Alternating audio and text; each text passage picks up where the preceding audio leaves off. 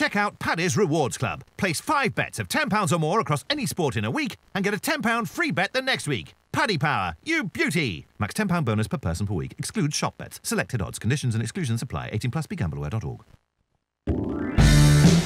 Hey, warm welcome along to the Racing Post Football Postcast. I'm Bruce Millington, and joining me this week are Henry Hardwick and Mark Langdon from the Racing Post Sports Desk. We're going to have a chat about the transfer window which closed yesterday, what it all means, who did well, who did badly, where the value lies maybe in some of the markets like top 4 and relegation.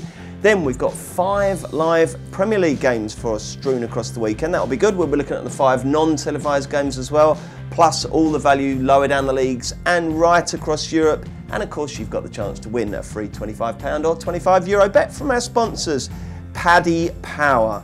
First then, lads, well, I'll start with you, Mark Langdon. You were heroically manning our transfer day blog, which was excellent because it wasn't just the usual nonsense and rumour, but there was some good analysis of what the transfers meant and everything.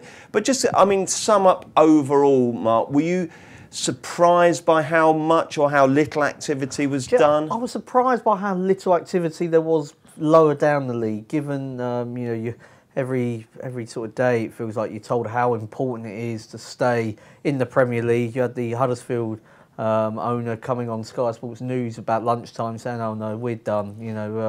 That Wagner told me the other day he doesn't want any more players. And then you see teams like Newcastle where you kind of assume that Ashley will dig into his pocket at some stage and sort of maintain the level, how much you can actually save by being in the Premier League. If he would have bought a £20 million striker that would have kept them in the Premier League, then that's got to be money well spent. You would have thought, because if they go down, he's not going to then get X amount for the club in the summer, but he didn't. And then Palace couldn't get their deals over the line.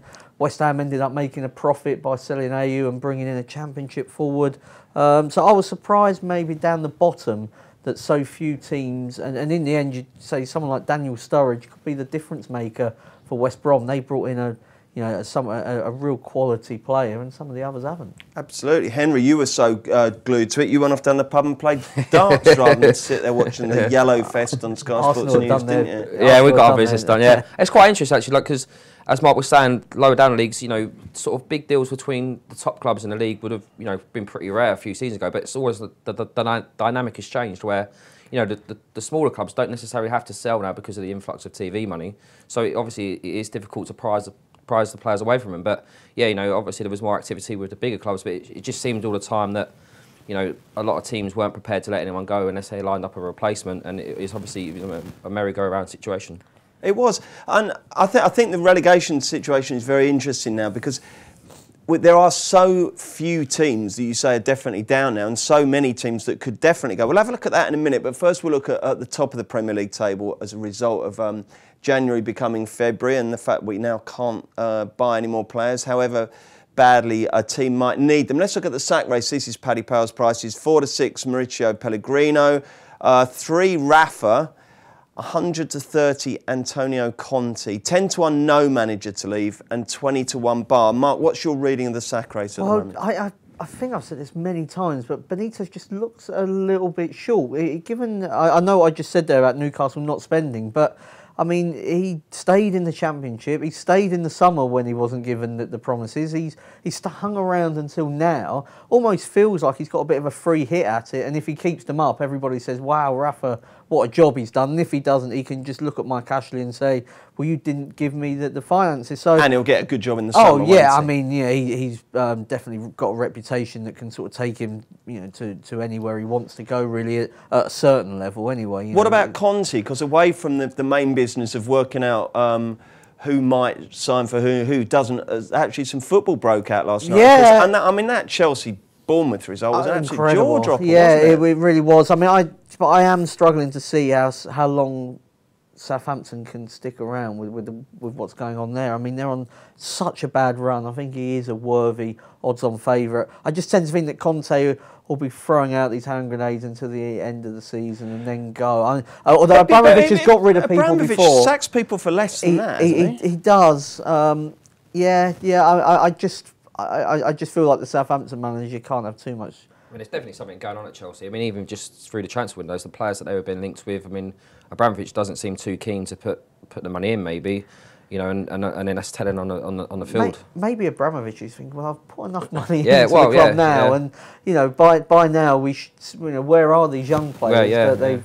I think they did have that idea of getting signed a load of young players and sort of, but you know, none of them are progressing the team. You know, all of them are on loan now. But no, look at Loftus-Cheek. He's miles better than that Bakayoko donkey, isn't he? And yet doesn't get a look in. Definitely. What about could that 10-1 no manager to leave? Is there any mileage in that? Do you think, Henry, or do you feel that even if it's 5 games to go, they'll roll someone will have to roll the dice? Yeah, I mean, you know, someone might get, you know, one team's going to get dragged down there, and they're going to have to, you know, on a bad run, they lose 5 games in a row, whatever, and they've got 5 games, you know, there will be someone, you know, it won't be Harry Redknapp this time, but they will parachute someone. Yeah, because you can't change the players now, so the other reaction is to go for a manager. I'd be very surprised. Top 4 finish, lads. Man U 1-12, despite a very poor performance at Wembley, although I have to say I'd rather give Tottenham credit. I thought Tottenham were absolutely superb last night. 1-7, Liverpool, this is for top 4. 3-10 Chelsea, evens Tottenham, and 11-1 Arsenal. Mark, Tottenham fan obviously, but I know you always speak very dispassionately and unbiasedly about them. On what we saw last night, you know, you could happily have a bet of that evens, couldn't you? Yeah, you could, because you know, that's probably better than trying to pick which one. You know, you only need one of them really, and to fall back at the moment. You'd say Chelsea, but you don't. Doesn't necessarily have to go that way for too much longer. In the half-time team talk back in December, I put Tottenham up for top 4. Similar lines, really. I think that Wembley is starting to feel more like home. I mean, they dropped a lot of points there early on in the campaign. Whether that was coincidence or not, you just don't know. But, you know, the Real Madrid win, Liverpool win, Manchester United win, I think they have now completely sort of, you know, just got that locked down. They were superb last night. They were, yeah. I mean, absolutely brilliant. If you let them play like Manchester United did, then it's been against teams that pack the defence, and you know, Tottenham have to try and unlock them. If they don't do that early, maybe Lucas Moura gives it a new dimension to that attack. But yeah, I mean, at the prices, you would say them. I think Arsenal have got themselves too far back now, and that they've still got some different. They've got to go to Wembley, of course, next week as well. I suppose the one thing for Tottenham is if they get past Juventus, I think the Champions League does become a bigger distraction for them, because I'm just still not sure. You know, when Eriksen doesn't play, for instance, they're a completely different team. If one of those players in that front line isn't around. But in terms of the value, I think Tottenham probably are it, yeah. Let's look at relegation. Paddy Power bet 8-13 Huddersfield, 10-11 Swansea, evens West Brom, 13-10 Brighton, 12-5 Stoke, 5-2 Newcastle, 4-1 Southampton, 15-2 Watford, 9 West Ham, 11 Palace, 16 Bournemouth, 33-1 Everton, and any price you like the others. Henry, I think it looks like there's 11 teams that can go, okay? And I'm going to say this, I think the difference in price between some of the bigger prices there and some of the shorter ones is too big. I mean, you know, I look at Palace at 11-1, West Ham at 9-1. I don't think they're clear of trouble, do you? Or No. I think, like, you know, my idea of the best bet there would be Newcastle, sort of the middle of the road team, a 5-2. I mean, as we discussed earlier, you're really just pinning your hopes on Benitez. You know, look at the squad; it's a Championship squad. You know, you know, brought Soleimani in and Kennedy, but both of those have got a lot to prove, particularly Kennedy in the Premier League. Yeah, and I don't think that they're that much. You know, well, I don't think their squad is any better than, say, Huddersfield or Brighton's. And I think you really are just hoping that Benitez works his magic. But you know, they don't score many goals. How many games you really could see them, you know, go there winning 2-0? I don't see it happening. So I think at the prices like 5-2 Newcastle looks fair enough. But yeah, it's not beyond the realms of possibilities. Like a team like West Ham could get drawn into it as well. Yeah, like you said, I don't think there's a huge difference between any of them, really. Well, you look at our 7 games, our next 7 games. We've got Newcastle Sunday, which is absolutely enormous. Everton away.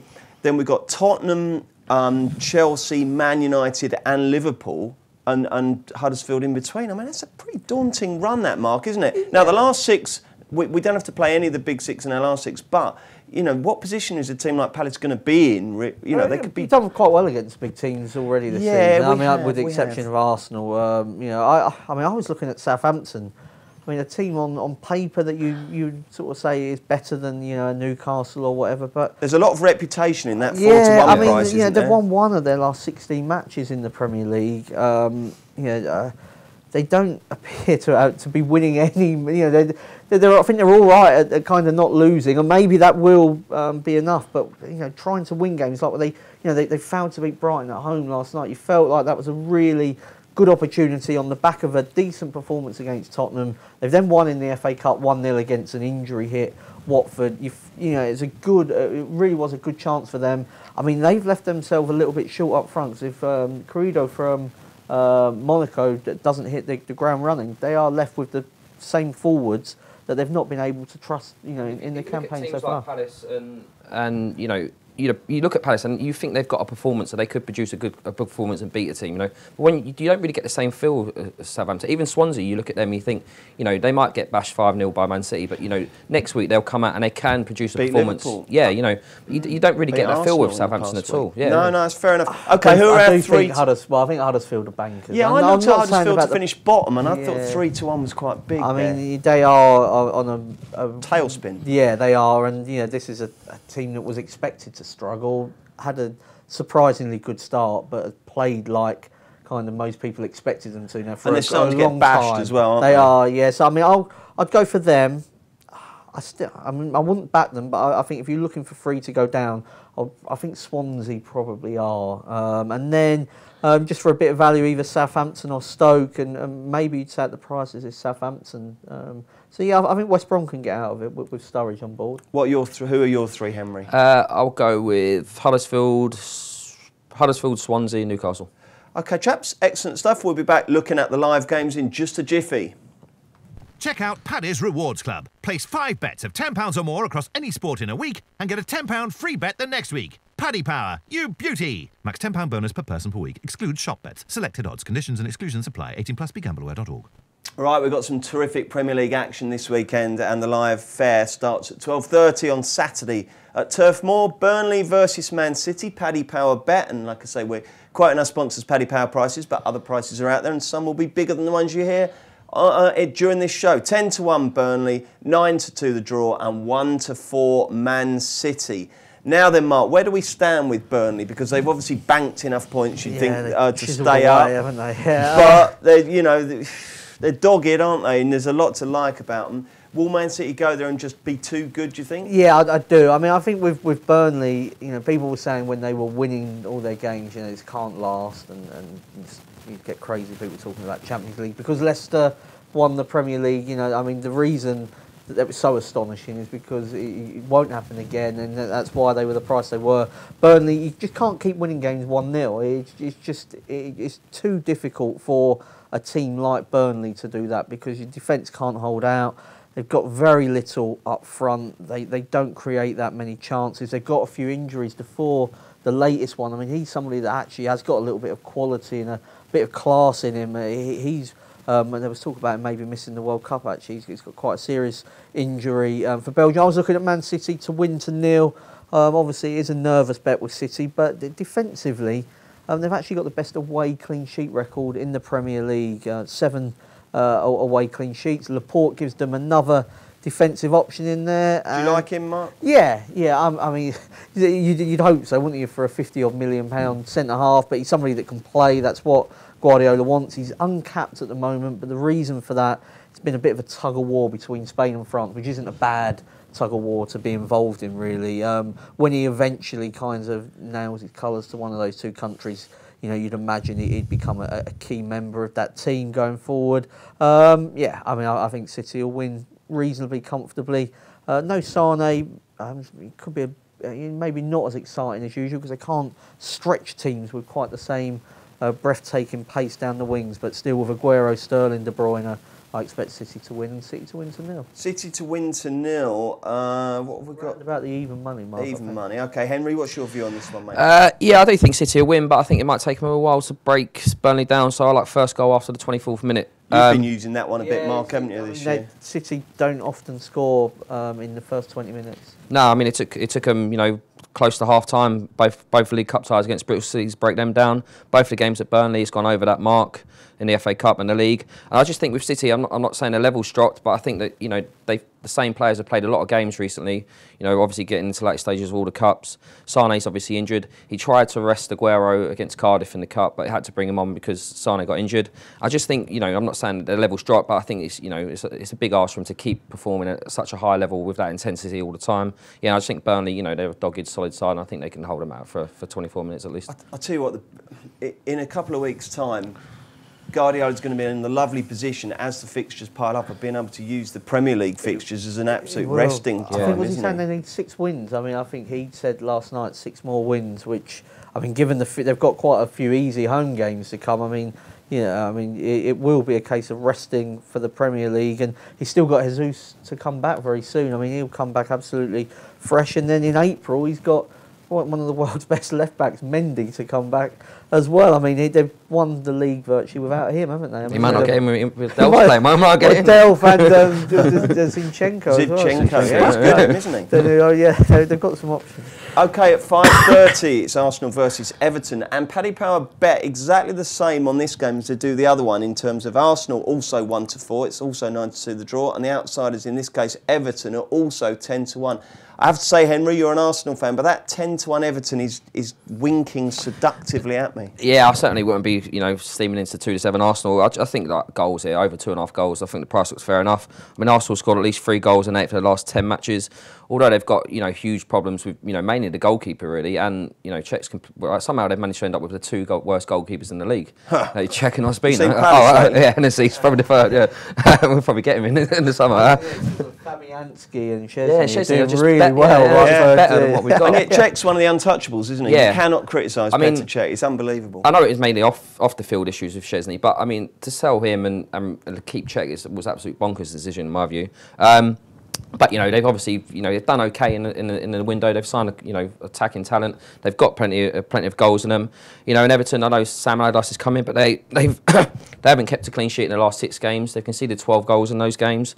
And you know, Everton's big problem was a lack of pace at the back. He's tried to address that by bringing some youngsters in, Kenny and Holgate, but you know they lack experience against. Seamus Coleman's back, isn't he? Yeah, Coleman. Yeah. I wonder if he'll be able to play. Having played Wednesday, might be a big arse, might, to play against Saturday, given how long he was out. You know, so they're caught between, you know, having the experience without the pace, or you know, the pace without the experience at the back. So, and I think Arsenal will take advantage of that. I just think over 2.5 goals looks. Over 2.5, 8-13 with Paddy Power. Are you worried about Theo coming back to haunt his older mother? Mark, Arsenal versus Everton. What are your thoughts? Yeah, I mean, I was looking here at Arsenal half-time, full-time. I mean, I'm sort of judging Arsenal as 2 separate teams, really. Away from home, never want to back them at short prices. At home, they're a completely different animal. Of course, they're through to the League Cup final where they took down Chelsea.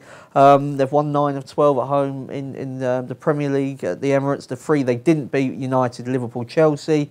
You know, the teams occupy 2nd, 3rd and 4th at the moment. In those 9 wins, 7 of them they were leading at half-time. I think, you know, they are a team that enjoys playing against weaker opponents, and I'm not a fan of Everton. They beat Leicester on Wednesday. I think that Mahrez, that definitely distracted Leicester, and the fact is he spent 20-odd million on that Cenk Tosun, and he's dropped him again for Nias. So Mangalar's come into the back. I mean, he's got mistakes in him, and so I think Aubameyang, Ozil, Mkhitaryan.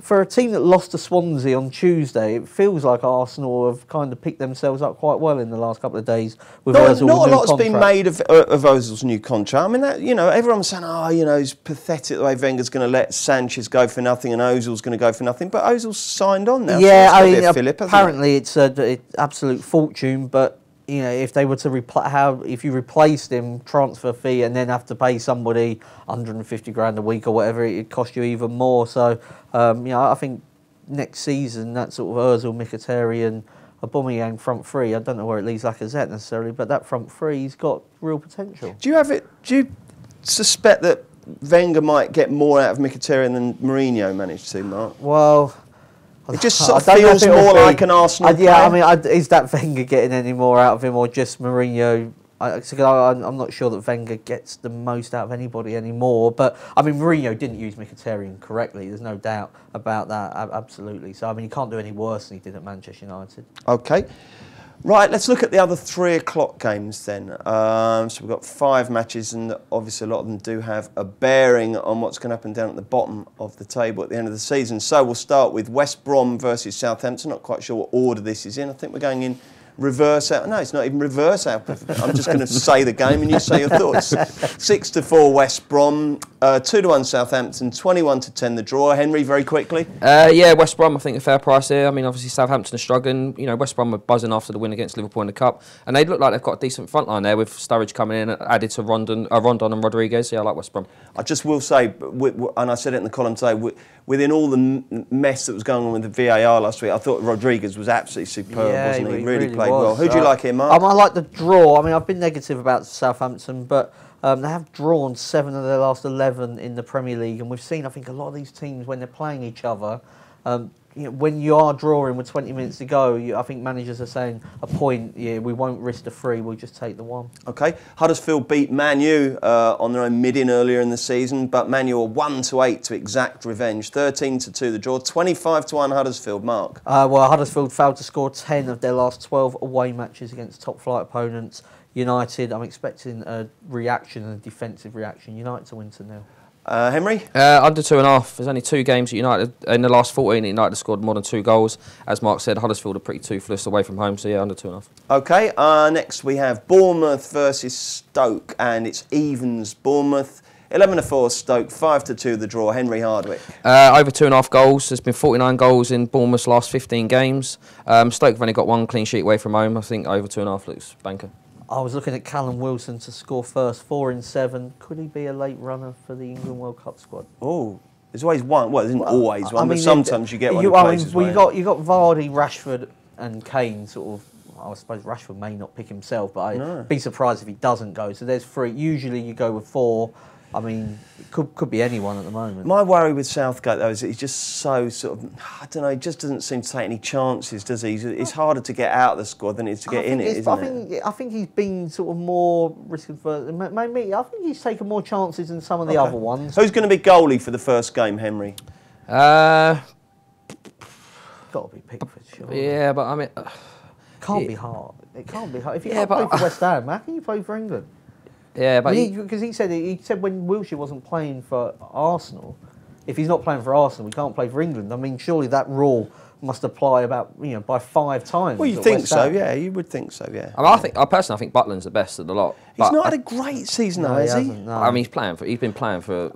Maybe if Stoke can get themselves sorted out and had the couple of clean sheets recently, if Lambert organises them better than Hughes did, they get a few players back from injury as well, playing behind a more secure defence. There's still a few months left, isn't there? I'd feel safer with Butland in goal than Pickford. I just think at the moment I'd go Pickford. I know he had a go before, but I think Ben Foster's quite unlucky not to get a look in. And I know maybe they made the case that he struggles under the pressure, but every time I watch him, he's great for West Brom. Yeah, fair enough. Interesting. Scott Carson, wasn't there? Well, I was going to say that. Yeah, you're delving right back in time now. Rolling back the year. Yeah.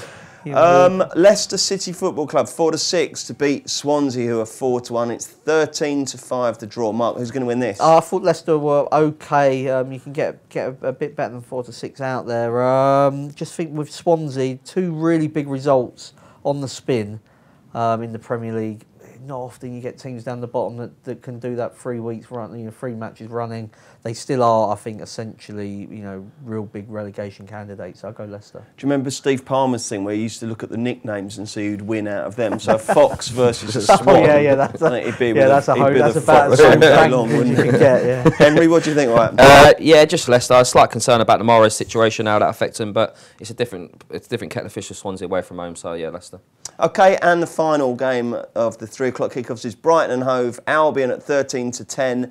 West Ham are 5-2, and it's only 15-8 the draw. So a tight match is expected. Is that how you think it will materialise, Henry? Yeah, I just think Brighton draw no bet is just the way to go. I mean, I think the draw is a big runner, but West Ham sort of seem to have moved clear of the relegation battle. But if you look at it, they've only won 1 of the last 7 games, and that was against Huddersfield. They've got loads of injuries, so I think Brighton's solid side. I just think them on the draw no bet is the way to go. What about you, Langer? I was looking at the draw. I mean, Brighton are a solid team, but they've won 1 of their last 14 in the Premier League, and they're just finding it difficult to win matches because they haven't quite got enough up front. Do you mind going under 2-1 on a draw? I think it's probably. I wouldn't be surprised if that sort of becomes pretty much the norm in a lot of these games. I mean, there were a few last. I mean, easy. It sounds very after time-ish now, but I mean, when you look at the results, you could have, if you were playing the pools, you probably would have had a few of those down, wouldn't you, last night? Some of us may well have done that. Oh, did you? Oh, well, I did actually, yeah. I did all right in the end, thanks. Played the pools? No, I did all right, yeah. Zeta's only 17 quid. No. Spot the ball as well. So I played I played the draws, that's what I meant to say, yeah. Okay, let's get the naps. This will not be beaten. Henry, are you confident about your nap before you tell us who it is? Yeah, I'm pretty confident, yeah. Who is it? QPR beat Barnsley. It's quite a big game, this. QPR have sort of been dragged into the relegation battle in the Championship, but I just think they're a better side than Barnsley. Barnsley really struggle to score goals. They've signed a couple of players in the window, but I don't think that makes much of a difference. And just the slight odds against, I think QPR are a decent price. Who are you napping, Mark? I'm going for a double, actually. I've got a couple of home teams that I like. First of all, Wigan to beat Gillingham. Wigan are, unfortunately, the best team in League One. They're going to scupper a few long-term bets that have got Blackburn in the multiples. Gillingham are doing well, but, I mean, Wigan went off favourites against West Ham on last week in the FA Cup, so they really are rated highly. And Aston Villa won 5 league games in a row, definitely pushing Derby for that second automatic spot. They take on Burton at home. So the Aston Villa Wigan double pays around evens. Evens, well done. I'm going to leave a chip on the old Fulham table. They did me a favour last week, albeit they left it late. Fulham are at home to Forest, they're 8-13. That will do for me. OK then, every week we give listeners and viewers the chance to win a free £25 or €25 bet courtesy of our sponsors Paddy Power. All you have to do is answer the upcoming question correctly and tweet your answer with the hashtag Postcast. The winner will have the free bet credited to their Paddy Power account. And that's what's happened last week to Steph from Paisley. Well done, Steph. Good luck with your free bet. OK, today's question is, which club has Pierre-Emerick Aubameyang joined Arsenal from? We will announce the winner on next week's show.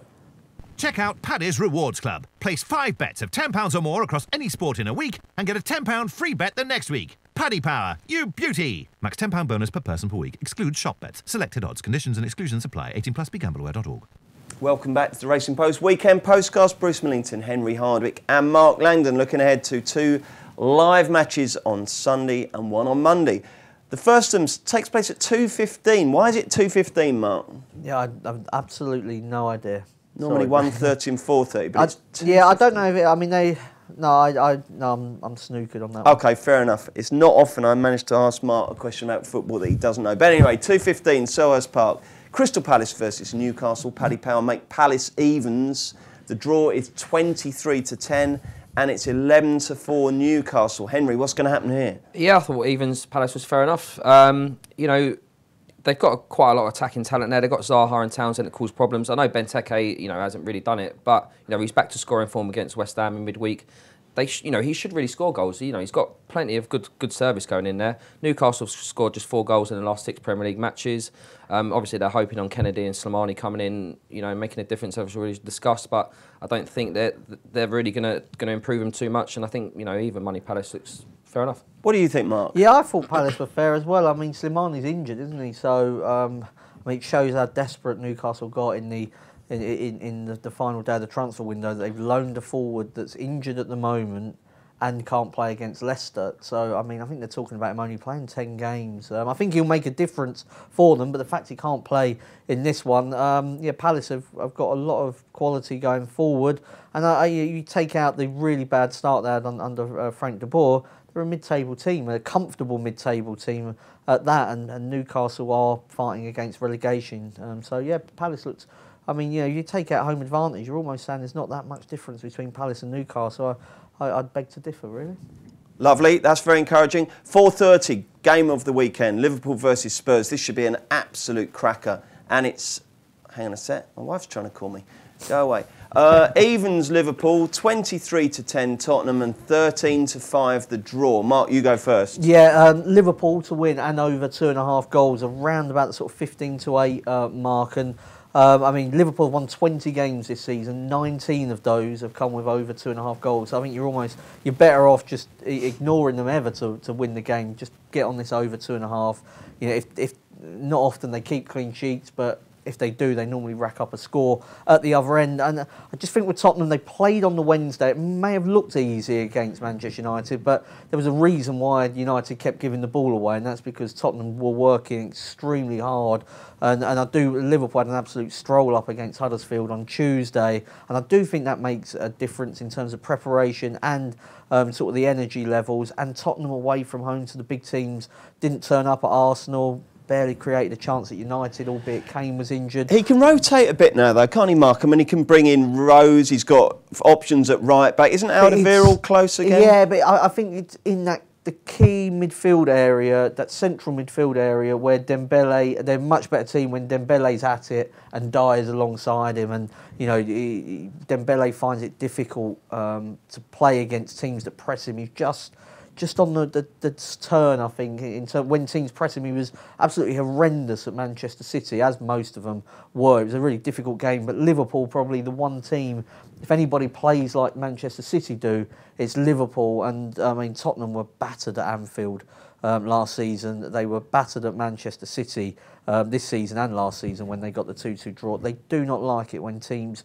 press them hard, as Arsenal did in the North London derby. Until Tottenham turn up in these big away games, I can't really be trusting them. Should be some game, though, shouldn't it? Looking forward to this one. Great. Henry, what do you think is going to happen? Yeah, like I say, I think it's going to be a great game. I think over 3.5 goals is the way to go. If you look at Liverpool's 6-4, that is. Yeah, if you look at Liverpool's games against the bigger sides, they beat City 4-3, they lost to City 5-0, 3-3 draw against Arsenal, beat Arsenal 4-0, and the game against Spurs was 4-1. So the great thing about watching Liverpool is that no matter who they play, their approach isn't going to change. It's going to be an end-to-end game. Both teams play a high-tempo game. But the issue with Liverpool is they can't defend. I don't think signing Van Dijk's going to change that. It's not going to change the way they play. It's a structure problem, isn't it? Yeah, one player's not going to change them conceding goals. Spurs showed what they can do against Manchester United. And I just think it's going to be a goal fest, really. Good game, loads of goals. Spurs should have beaten United by more than 2, shouldn't they? Oh, yeah, definitely. They were walking through them, weren't they? I mean, Son had one that he should have squared to Kane. Kane would have tapped that in. I think United really struggle with teams that play high tempo against them. Matic and Pogba, obviously the midfield too. For what they're good players, they just haven't got the legs to compete with teams that play like that. Pogba's not interested in. He's not interested in getting his hands dirty enough to do the two. Have you seen the 30-second video of Mourinho telling him where to play, and Pogba telling Mourinho where he wanted to play, basically, and then the video cuts to Pogba being substituted and jogging off. They had a real ding-dong on the sidelines, yeah. Was Fellaini injured there? I would had to be, didn't he? You can't hook someone after 7 minutes. Fellaini's one of his favourites as well. Yeah, exactly. If it would have been sort of a Martial, who I don't think he particularly likes, maybe you'd understand it. He had to be injured. OK, we've got a Monday night match, which is good news always. We'll have a bit of Monday night football, and it's at 8 o'clock at Vicarage Road. Watford take on Chelsea. Both teams not in the best of spirits right now. Watford are 9-2. It's 3-1 the draw. Chelsea 4-7 to put that horrific performance against Bournemouth behind them and get back to winning ways and really cement their place in the top 4, which they need to for sure. Will they, though, Henry? What do you think is going to happen here? I think Watford are a good price. I think they're a fair bit of value there. I mean, if you look at the way Watford started the season, they were right up, in the top 4 positions. They got a draw against Liverpool and Spurs. They beat Arsenal. What happened when they played? Didn't they play at Watford, at Chelsea, and it was like lunchtime? They were brilliant. They were superb, they weren't were they? brilliant and lost the 2 late goals. That's right, yeah. I mean, they started the season brilliant. They started the season brilliant. The wheels come off. A combination, but they had a lot of injuries in the middle of the season, and obviously the Marco Silva situation. The wheels come off there, but that's in the past now. They've got a few players back. They brought in Deulofeu from Barcelona in January, and I think that dynamic of Deulofeu and Richardson either side of maybe Troy Deeney or Andre Gray, and then Kapure and Doucouré behind them. They got some good players. You look at Chelsea; they've won just 2 of their last 9 games. They were annihilated by Bournemouth. They had to go to penalties to beat Norwich in the FA Cup. There's not. For my money, there's not much to like about him at that price. Do you like Giroud, Mark? Do you think it's a good signing for them? I think he's a brilliant signing. It would never have happened, but I loved him at Tottenham. He's good, isn't he? Just the best Plan B striker in the Premier League. He's Plan A for France, isn't he? He is. I mean, I think he's becoming more concerned by that. I mean, obviously the emergence of Mbappe, although Mbappe can play out wide, you know, the calls for him to go through the middle will probably grow each week. But I mean, he'd probably play in this game, I would have thought, because Morata hasn't been fit. I don't know if he'll be back, but I mean, yeah, I think Giroud's a fantastic sort of short-term signing, but he can do his job for a lot longer than Aubameyang will be able to do his job, because one relies on pace and one's more intelligence and hold-up play. I think Hazard will enjoy playing with I was going to say that. You just feel like a Hazard-Giroud link-up could be pretty decent. They've been at their best, obviously, Chelsea. I mean, Morata's not... He's a big sort of striker, but I don't think his hold-up play is fantastic, and that was obviously what Costa did so well for them. But I can't... A bit like Henry, I mean, yeah, you can easily let Chelsea go at these prices, can't you? I mean, Christensen was injured against Bournemouth. Barkley apparently was absolutely terrible, taken off in early in the second half. I was just looking at the double chance, just because Watford haven't been winning games, but Gracia had a reputation at Malaga, certainly as somebody that could frustrate bigger teams and organise them, and so they got that clean sheet, didn't they, against Stoke? Obviously this is a different test, but it's something that he kind of is seen as a speciality, stopping other teams from playing, so maybe he'll be able to do that. Okay, we haven't had they play for... Oh, sorry, what's the bet? Double chance, Watford or the draw. Watford or the draw, double chance. We haven't played they played for both clubs yet, so let's do that for Watford v Chelsea. Chalobah I'll go for. Yeah, Chalobah, yeah. Any others? Furlong? Paul Furlong? Paul Furlong, well done. He played for Watford, didn't he? QBR, wasn't he? Oh, was he? Or was he I don't know if he played for Watford. He was definitely QBR, wasn't he? I say well done. I'm not clear he played for Watford. I think Furlong's son plays for QBR now as well. Well, maybe I've got it wrong. Watford.